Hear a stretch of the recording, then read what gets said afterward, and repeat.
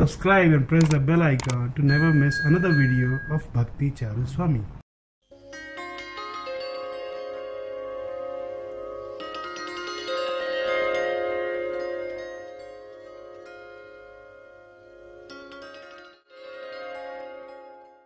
Namo Vishnupadaya Krishna Prishtaya Bhutale Srimate Bhakti Vedanta Swami Niti Namine Namaste Saraswati Devi Gauravani Pracharini Nirvishesha Shunnavadi Paschatya Deshata Srila Prabhupada Ki Jai.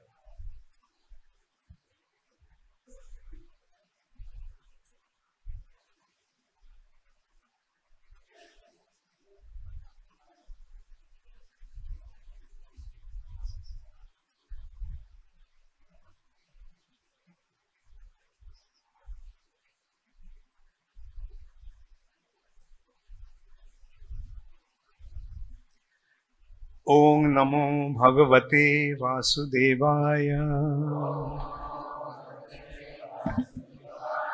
Om Namo Bhagavate Vasudevaya.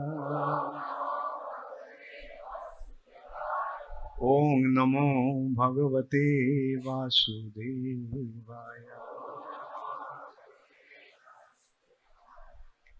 Narayanang Namaskritya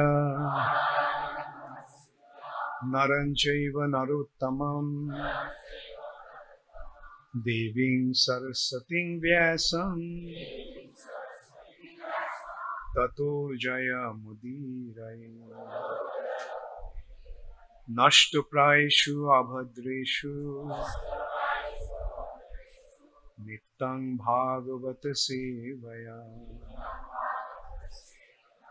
Bhagavati Uttama Shloke Bhaktir Bhavati Naishtiki. Srimad Bhagavatam, 10th canto, 1st chapter, text 23. Vasudeva Grihe Shakshad Bhagavan Purusaha Paraha Janaishyate Janishvate Tat Priyartham Sambhavantu Sura Striyaha. Vasudeva Grihe Shakshad Bhagavan Purusha Paraha Janissate Tat Priyartham Sambhavantu Surastriyaha. Vasudeva Grihe Shakshad Bhagavan Purusha Paraha Janissate Tat Priyartham Sambhavantu Surastriyaha. Vasudeva Grihe Shakshad Bhagavan Purusha Paraha Janissate Tat Priyartham Sambhavantu Surastriyaha. Vasudeva Grihe, in the house of Vasudeva, who would be the father of Krishna, when the Lord appeared, Shakshad, personally, Bhagavan, the Supreme Personality of Godhead, who has full potency, Purusha, the original person, Paraha, who is transcendental, Janishate, will appear, Tat Priya Artham, and for his satisfaction. Shambhavantu, should take birth, Surastriyaha, all the wives of the demigods. Translation by His Divine Grace Srila Prabhupada. The personality of Godhead Sri Krishna, who has full potency, will personally appear as the son of Vasudeva. Therefore, all the wives of the demigods should also appear in order to satisfy him. Please repeat after me. The Supreme Personality of Godhead, Sri Krishna, who has full potency, will personally appear as the son of Vasudeva. Therefore, all the wives of the demigods should also appear in order to satisfy him. Purport by Srila Prabhupada. In Bhagavad Gita 4:9, the Lord says, Takta deham punarjanma naiti mameti so Arjuna. After giving up the material body, the devotee of the Lord returns home, back to Godhead. This means that the devotee is first transferred to the particular universe where the Lord is at that time staying to exhibit his pastimes. There are innumerable universes, and the Lord is appearing in one of these universes at every moment. Therefore, his pastimes are called Nitya Lila, eternal pastimes. The Lord's appearance as a child in the house of Devaki takes place continuously in one universe after another. Therefore, the devotee is first transferred to that particular universe where the pastimes of the Lord are current. As stated in Bhagavad Gita, even if a devotee does not complete the course of devotional service, he enjoys the happiness of the heavenly planets, where the most pious people dwell, and then takes birth in the house of a Suchi or Shriman, a pious Brahmana or a wealthy Vaishya, Suchinam Shrimatangehe, Jogo Bhrashto Vijayate. Thus, a pure devotee, even if unable to execute devotional service completely, is transferred to the upper planetary system where pious people reside. From there, if his devotional service is complete, such a devotee is transferred to the place where the Lord's pastimes are going on. Herein it is said, Sambhavantu Surastriyaha. Surastri, the women of the heavenly planets, were thus ordered to appear in the Jadu dynasty in Vrindavan to enrich the pastimes of Lord Krishna. The Surastri, when further trained to live with Krishna, would be transferred to the original Golok Vrindavan. During Lord Krishna's pastimes within this world, the Surastri were to appear in different ways in different families to give pleasure to the Lord, just so that they would be fully trained before going to the eternal Golok Vrindavan. With the association of Lord Krishna, either at Dwarkapuri or Mathurapuri or Vrindavan, they would currently return home back to Godhead. Among the Surastri, the women of the heavenly planets, there are many devotees, such as the mother of the Upendra incarnation of Krishna. It was such devoted women who are called for in this connection. Vasudeva grihe shakshad Bhagavan Purusha Paraha Janishvate tat priyartham Sambhavantu Surastriyaha. The Supreme Personality of Godhead, Sri Krishna, who has full potency, will personally appear as the son of Vasudeva. Therefore, all the wives of the demigods should also appear in order to satisfy him.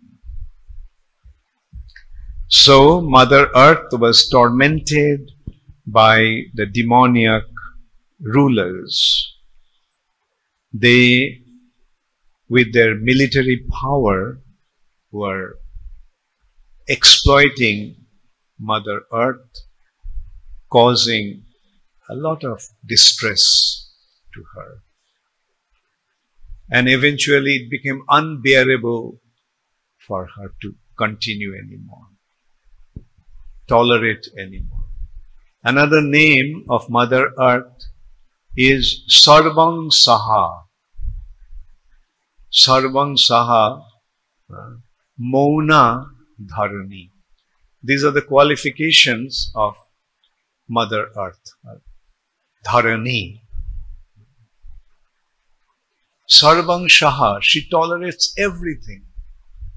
Any kind of torture, no matter whatever people do, she tolerates it. And Mauna, she tolerates it silently, without any protest. Mauna. That is the nature of Mother Earth. But even Mother Earth became completely perturbed. She could not tolerate anymore. So she approached Lord Brahma. Brahma is in charge of the universe, so she approached Brahma.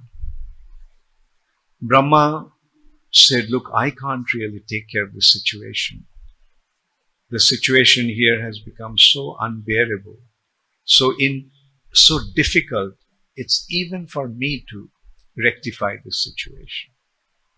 So let's go to the Supreme Lord. He is the only one who can actually do something about it. So Lord Brahma laid Mother Earth in the form of a cow along with the demigods and approached the milk ocean. Because the Lord is there as Kshirodakshayi Vishnu, lying in the milk ocean, Kshirodak. And Brahma prayed to the Lord, reciting the Purusha Shukta, the prayer that pleases the Lord. And then the Lord responded. Although Brahma couldn't see him, but Brahma could hear his instruction, hear his voice. Even though Brahma could hear the Lord's voice, the demigods could not. So this is how we can see that unless and until one has properly developed spiritual senses, one cannot see the Lord or hear the Lord. Brahma could hear, but demigods could not. Because with the material senses, we cannot perceive the Supreme Personality of Godhead. Aprakrito bostu nahi, prakrito gochar. Aprakrito bostu, transcendental reality, cannot be perceived with prakrita gochar, by mundane senses, material senses, our bodily, material bodies senses. So Brahma could hear the Lord's voice, and then Brahma is now relaying it to the demigods. In the previous verse, he mentioned how the Lord told the demigods to take birth in the Jadu family. Jadu family has different branches, Brishni, the Bhojas. So he asked them to take birth in different Jadu families. Jai Shri Shri Prahlad Nrsimha Dev ki jai. So, and now he is further explaining what will happen. the Lord will appear in the house of Vasudeva. Vasudeva, a great devotee of the Lord. Vasudeva and Devaki. And not only the demigods should take birth, but the wives of the demigods also should take birth to give pleasure to the Supreme Personality of Godhead. The purpose of every living entity is to give pleasure to the Supreme Personality of Godhead. And Prabhupada is pointing out that they actually indicated the demigods, the wives of the demigods, to take birth in Vrindavan. That means they should become the gopis. Very special position, the highest devotees, the most exalted devotees. Chaitanya Mahaprabhu mentioned, who is the greatest of all devotees? Ramma Kachidupashana Brajabodhu Vargena Ja Kulpita. Brajabodhus, the cowherd damsels. The way the cowherd damsels served Krishna, worshipped Krishna, is the highest form of worship. Ramma Kachidupashana Brajabodhu Vargena Ja Kulpita. And of all the Brajabodhus, all the gopis, Srimati Radharani's position is the highest.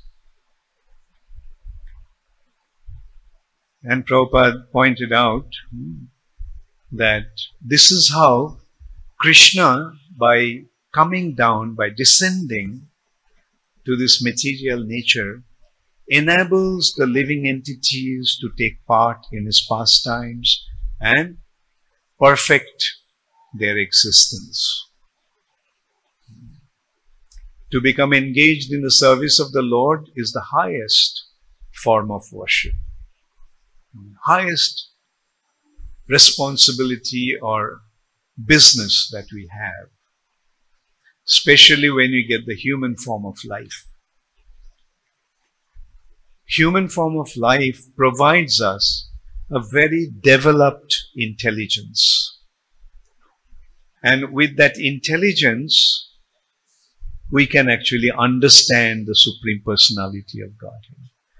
Jai Shri Shri Radha Madhava Sakhi Brinda Ki Jai. So here we are seeing Krishna is surrounded by the gopis. And they all are trying to serve Krishna, please Krishna. Of course, it's also said, Jar je rosh hai, shei sarvottamo. Whatever one's mellow is, according to him, that is the highest. In the spiritual domain, there is no competition for becoming superior. There everyone is perfectly situated. There are 5 different kinds of mellows, 5 different kinds of relationships with Krishna. Tatastha hoiya bicharile ache tarotamo. When we consider them from the marginal point, marginal perspective, then there are differences of levels. But whatever one's mellow is, whatever one's relationship with Krishna is, he considers that to be the highest, or to him that is the highest. One who is situated in Shantarash, he is perfectly situated in Shantarash. He thinks this is the highest.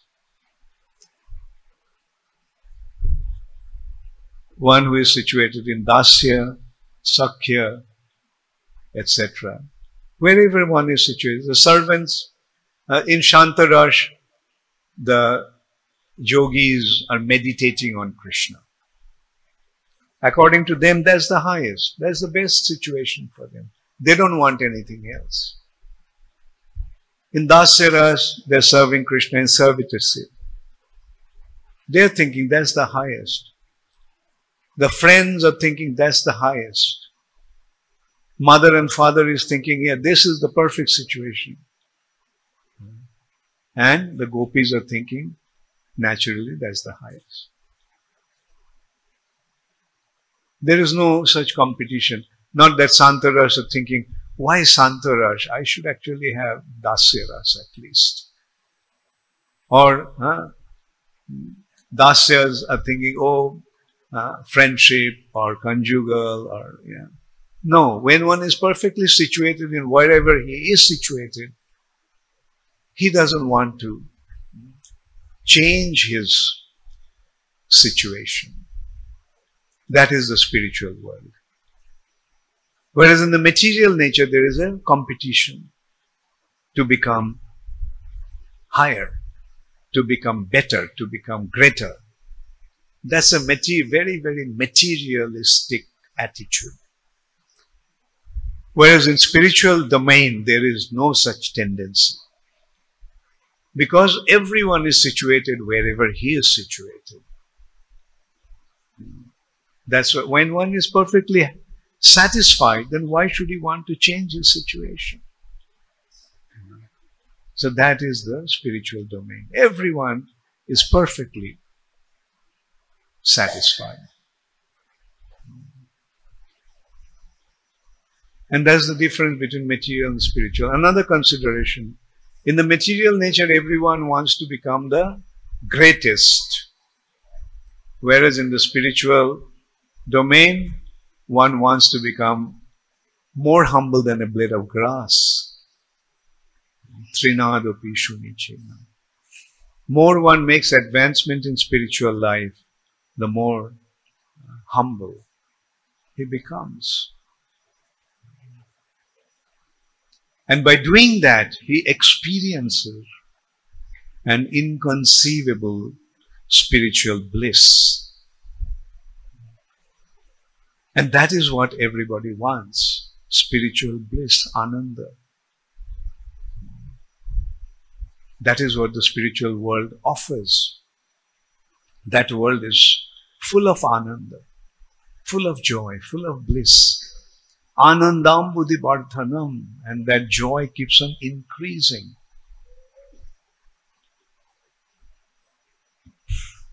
So when one becomes a devotee, one gets an opportunity to get closer and closer to Krishna.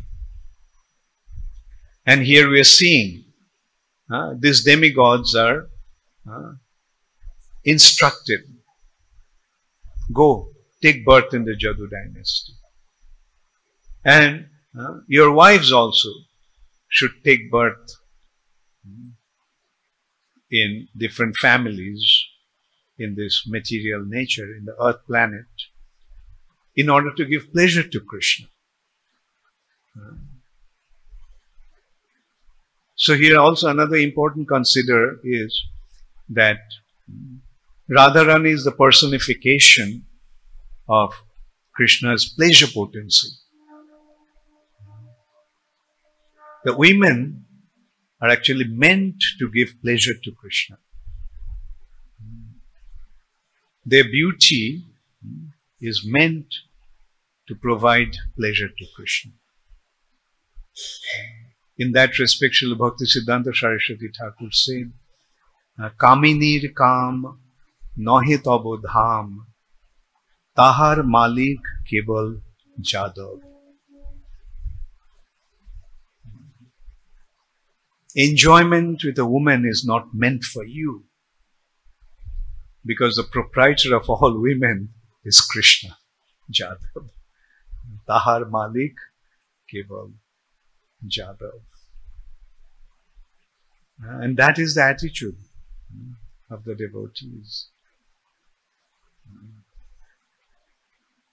And then Prabhupada is pointing out here that how these devotees, who by practicing devotional service, making advancement, here we are seeing that they get the opportunity to take part in Krishna's pastimes. And another important thing that Prabhupada is mentioning here, that there are innumerable planets. And Krishna's pastimes are continuously going on in all those planets. As Prabhupada mentioned, right now Krishna is being born in one planet. He is born and now he is just 5 minutes old. Not even that, maybe few seconds, Krishna is born in another planet. So continuously Krishna's pastimes are going on. Somewhere Krishna is just born. Somewhere Krishna is just stealing butter. Somewhere Mother Jashoda is tying Krishna up with a rope. Somewhere Krishna is dancing with the gopis. Somewhere Akrura came to take Krishna away from Vrindavan to Mathura. Continuously all those pastimes are going on. And in that respect, Prabhupada gives a wonderful example, like the sun.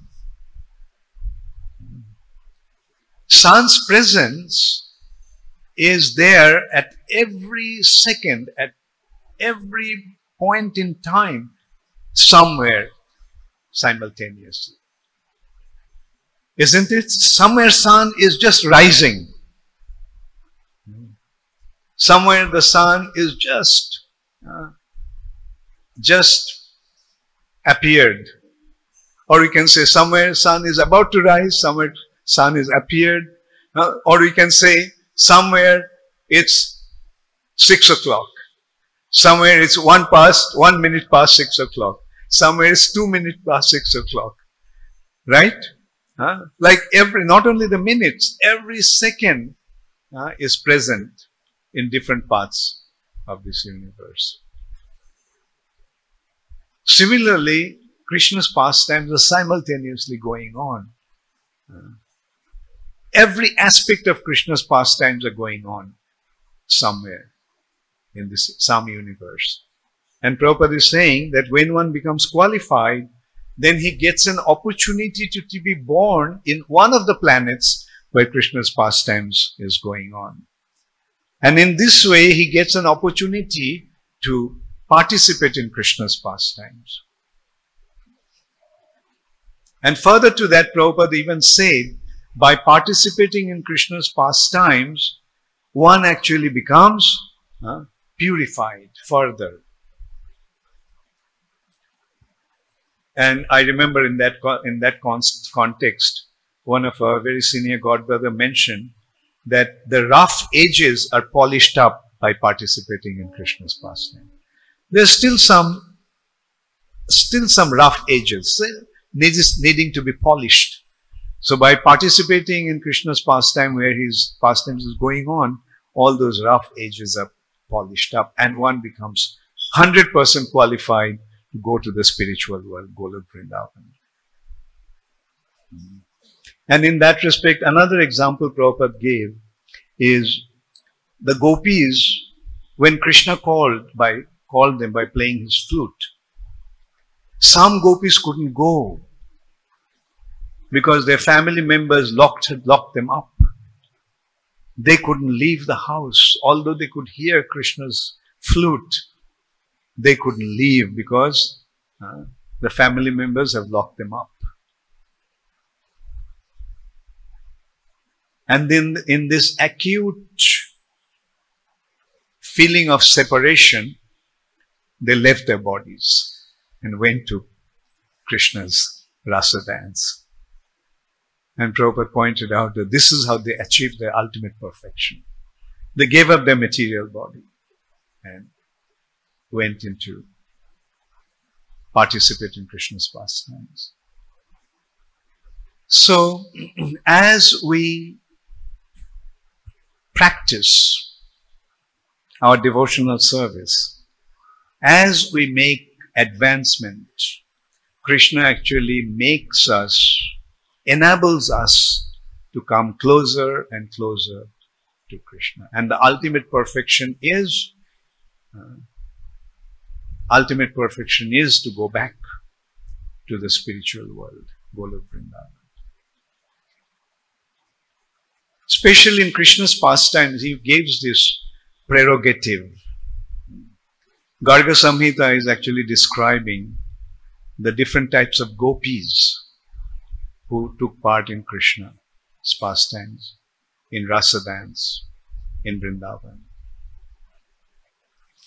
There were some gopis, those were personified Vedic scriptures, Shruti-charis, Shruti. The personified Vedas recognized that the ultimate goal of life is to take part in Krishna's pastimes in Vrindavan. And they desired. Then Rishi-charis, the sages of Dandakaranya, when they saw Ramchandra, they developed this intense feeling for Lord Ramchandra.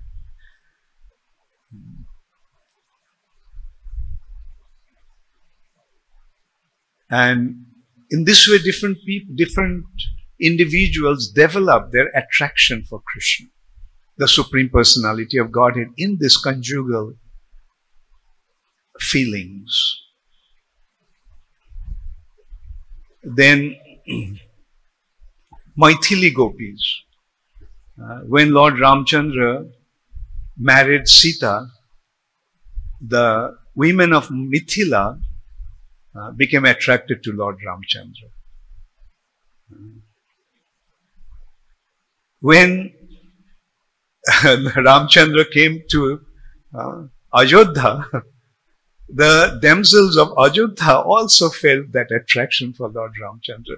In this way, there are innumerable individuals who actually desire to have that relationship with Lord Ramchandra, the Supreme Personality of Godhead. But in that pastime, Lord Ramchandra could not fulfill their desires.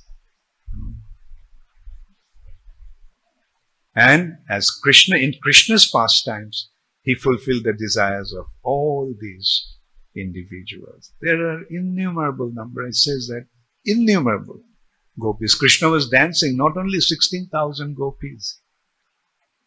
There are innumerable gopis that Krishna was dancing with.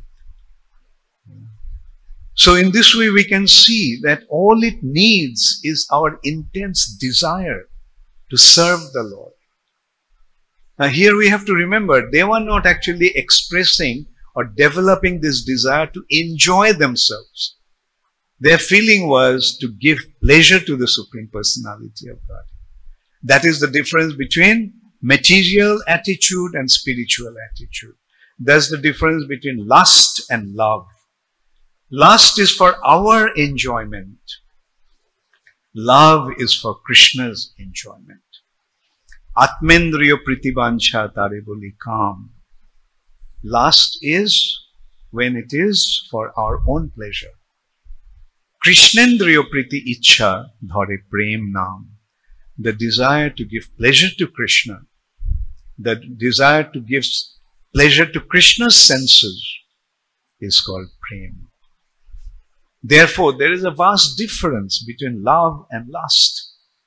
Otoeb kam preme bohuto antar kam andhutamo prem nirmal bhaskar. Therefore, there is a vast difference between love and lust. They are diametrically opposite. Lust is the deepest region of darkness, whereas love is brilliant as the sun. Nirmal Bhaskar, spotless sun, spotless brilliance of the sun. There is no tinge of sense gratification there. Rather, give pleasure to Krishna's senses. And that is the meaning of devotional service. Rishikena Rishikesha Shevanam Bhakti Ruchyate. Bhakti, devotion, means to engage the senses in giving pleasure to the Lord of the senses, Rishikesha. And when we develop that attitude, Krishna becomes pleased, and Krishna is ready to invite us into his pastimes, provided we become qualified. And the qualification is, give up your tendency to gratify your senses. In this material nature, we all are trying to give pleasure to our senses. All the material endeavors are for our own sense gratification. One may say, well, I love, etc. But when you go deep into it, then you say, no, there's no love. It's all lust. And in this respect, there has been a very beautiful example. The difference between love and lust. The wife sees the husband talking to some girl. She gets worried. Why are you talking to her? She sees the husband is even more intimate. She gets even more envious, even more doubtful, even more angry. The more the husband becomes attracted to someone else, although she loves him, apparently, she becomes more and more upset. And if she sees that he's embracing another girl, then you can well imagine what's going to happen. Another battle of Kurukshetra is going to take place there. Now, as devotees, when we see that Krishna is becoming attracted to somebody, how do we feel? Oh, so wonderful, you have developed love for Krishna. The more they develop love for Krishna, the more happy we become. So that's the difference between lust and love. When there is love, then when we see that the person is being attracted to the object of love, we become more attracted. Don't we want that everybody should be in love with Krishna? Let the whole world become devotees of Krishna. So that is love. There is no consideration for our own feeling. We don't think, oh, if he becomes a devotee of Krishna, then Krishna will be less attracted to me or less concerned about me. No, a devotee never feels that way. Rather, his feeling is, oh, you have developed so much love for Krishna. Rather, he feels, I wish I could develop that kind of love for Krishna.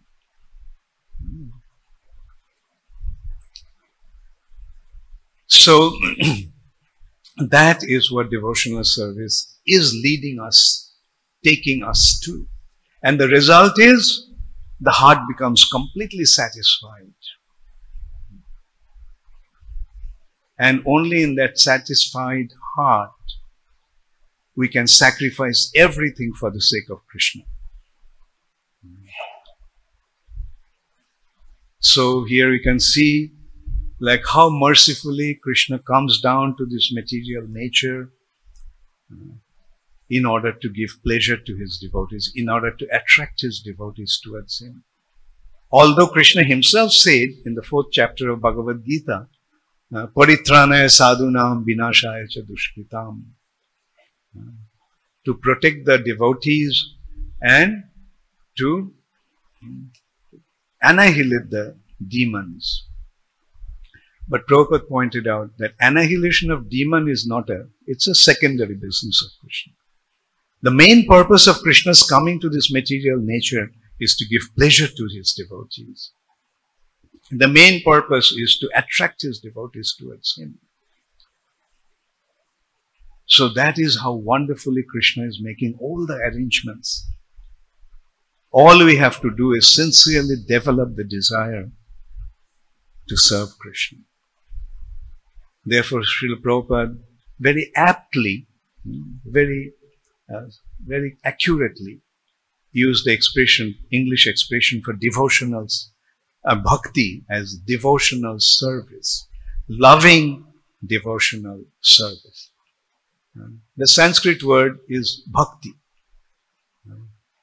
but the specifically defined expression of that is loving devotional service. All that we're trying to do is to develop that loving devotional service. A way to express our love for Krishna by service. That's why we all are here. Our only business is to develop that devotion or love for Krishna and express that love by rendering service unto Him for His pleasure. Thank you all very much. All glories to Srila Prabhupada. Gaur Premanande Hari Hari Gaur. Does anybody have any question?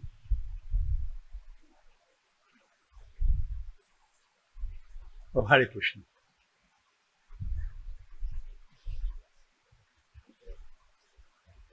Hare Krishna. Thank you, Maharaj.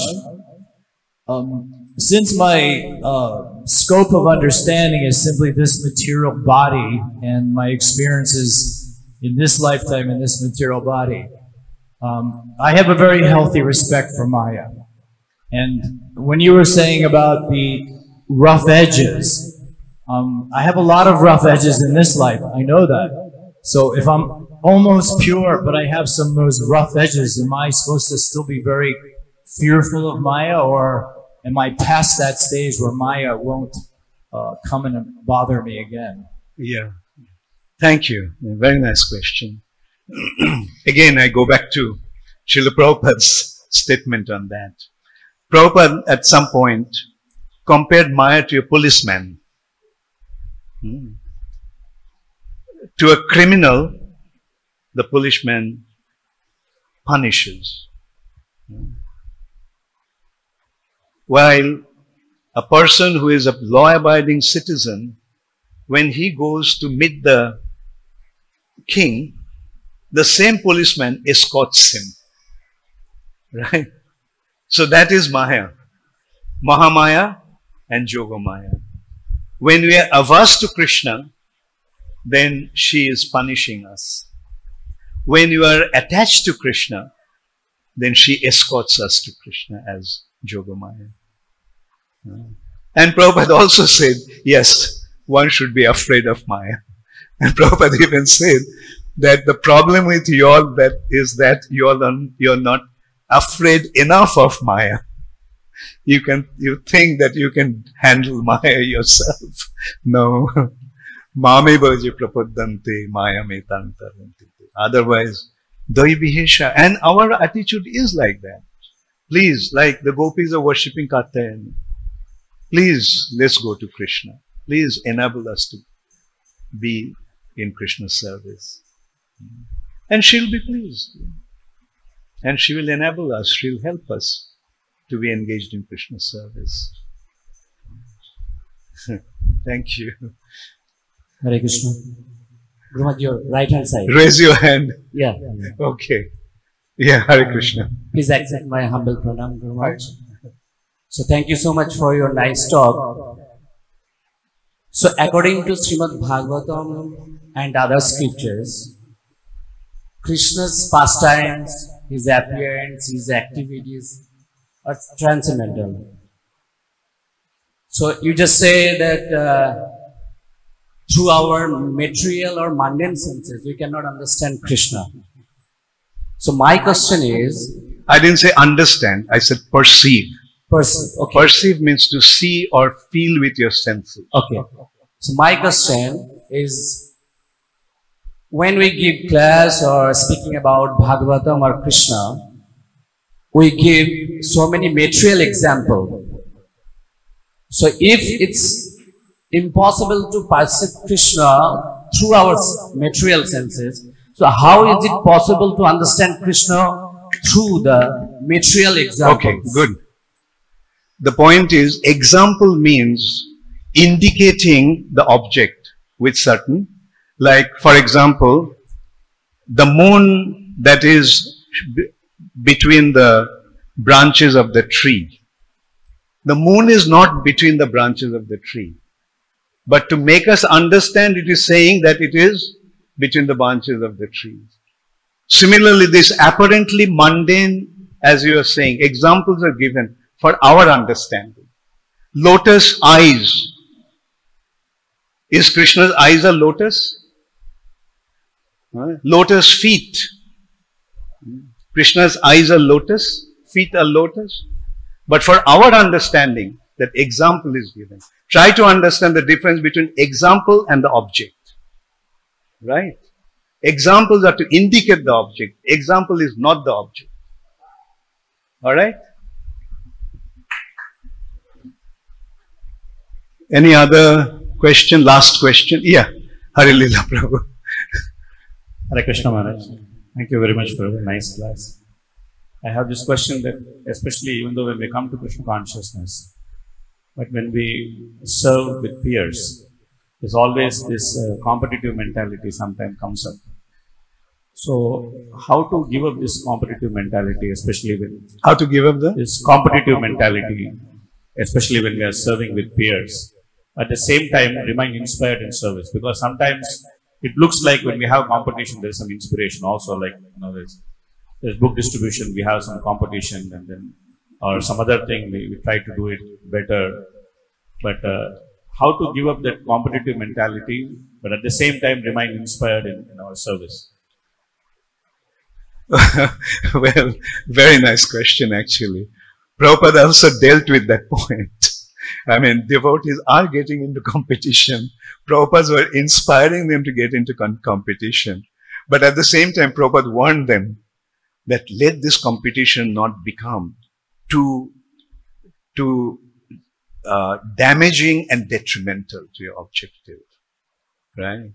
Like, meaning competition should not develop animosity. This competition should be a friendly competition. And and I would say that this kind of things Prabhupada actually inspired us to get into, simply to take our attitude, imperfect attitude. In the sense, in the material nature, we have this tendency to compete. So, Prabhupada was trying to dovetail them in Krishna's service. So, dovetailing means, it has to be directed towards Krishna, not to us, our own achievements. So we have to do it with the right spirit. And we saw, like, Prabhupada did that. Like, for example, Prabhupada got the Krishna books printed in Japan. And you see, initially, those books were not being distributed. Prabhupada was in Los Angeles. Prabhupada was, pushing them.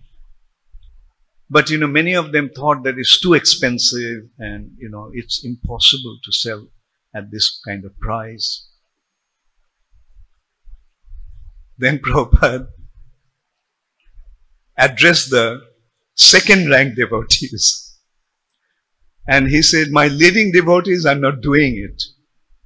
I want my next rank, the following devotees to show what can be done. And then actually it happened. Buddhimanta Prabhu, one of our god brothers, he went and distributed something like 20 Krishna books. And when the report was brought to Rameshwar Maharaj, who was in charge of the temple there, he couldn't believe that. He said, no, it's not possible. And from then onwards, devotees started to go out and just started to distribute Krishna books like anything. And of course, no one could beat Buddhimanta Prabhu. He was the leader in that. So this is how, Prabhupada took our, that passionate attitude, in dovetailing it in Krishna's service. But at the same time, we have to be very, very careful that we don't lead them into a, damaging kind of an attitude. Does it answer your question? Yeah, as a leader, you have to be very careful about that. Now, when you're leading your devotees, it should be done with the right understanding that it has to be, for the sake of Krishna's pleasure, or pleasure of Srila Prabhupada, or pleasure of the spiritual masters. Thank you. Hare Krishna. So, I had a short visit, Mayapur, and it's always wonderful to be here. And So I will look forward to seeing you all again soon. And today I'm leaving, and eventually I'll be going to London, then Europe, and then back to America, and then I'll come back in September again. Thank you. Hare Krishna. All glories to Srila Prabhupada.